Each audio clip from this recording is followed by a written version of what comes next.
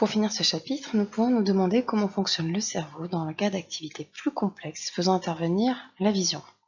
Prenons le cas de la lecture. On a repéré que différentes aires du cerveau interviennent dans l'activité de lecture. Dans l'ordre chronologique, il s'agit de l'aire visuelle primaire, puis de l'aire de Wernicke, puis de l'aire de Broca, et enfin le cortex moteur. Alors le cortex moteur, ça paraît assez évident, il permettra la mise en mouvement des lèvres et de la langue dans le cadre de la parole. On cherche à identifier le rôle de l'aire de Broca et le rôle de l'aire de Wernicke. Des neurologues sont intéressés à des personnes présentant des aphasies, c'est-à-dire des troubles liés à un dysfonctionnement de ces aires.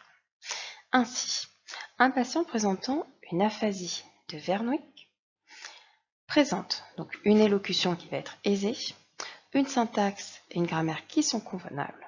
En revanche, il va avoir des mots qui seront inventés ou inappropriés et sa compréhension sera amoindrie. Dès lors, on en déduit que l'aire de Wernicke est associée à la compréhension des mots.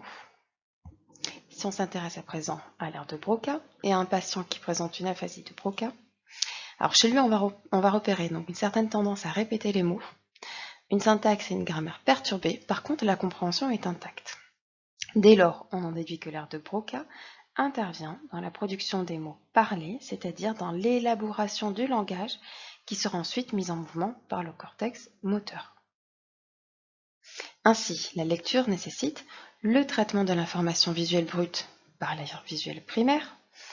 Cette information visuelle brute va être mise en relation avec la compréhension du langage, donc au niveau de l'aire de Wernicke.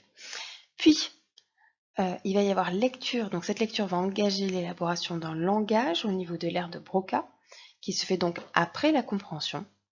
Et enfin, le langage va pouvoir être parlé quand le cortex moteur aura traité l'information, c'est-à-dire après le stade d'élaboration du langage.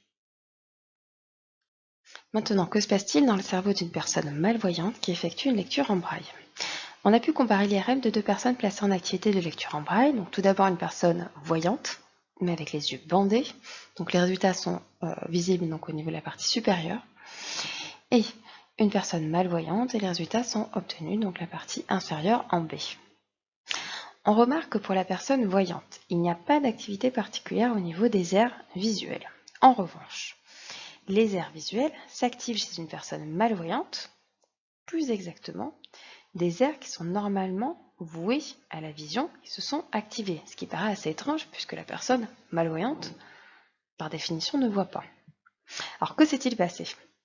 On peut remarquer que dans le cerveau d'une personne malvoyante, une réorganisation fonctionnelle des aires visuelles est observée. Cette réorganisation des aires du cerveau montre une propriété fondamentale du cerveau qu'on nomme la plasticité cérébrale. Alors ce qu'il faut savoir, c'est que le cerveau n'est pas figé, qu'il évolue sans cesse au cours de la vie. C'est pour ça qu'on dit qu'il est plastique. Et en particulier, cette plasticité cérébrale est mise à l'œuvre lors de l'apprentissage. Alors voyons à présent quels sont les supports de cette plasticité. Le cerveau est un organe constitué de cellules nerveuses qui communiquent entre elles au niveau de ce qu'on appelle les synapses. Ces cellules nerveuses forment un immense réseau qui est en perpétuelle évolution et en perpétuel remaniement au gré des stimulations et des apprentissages. Par exemple, à la naissance, les cellules nerveuses, qu'on appelle aussi des neurones, sont peu connectées entre elles, comme vous pouvez le voir sur la partie gauche du schéma, chez un nouveau-né. Et au fur et à mesure de la croissance, les neurones créent de multiples connexions entre eux. La complexification du cerveau ne prévient donc pas de la multiplication des neurones, mais de la multiplication des connexions synaptiques, comme on peut le voir à l'âge de 2 ans. Que doit-on retenir? Que le fonctionnement cérébral n'est pas figé et peut évoluer sous l'effet d'un apprentissage qui repose sur la plasticité du cerveau.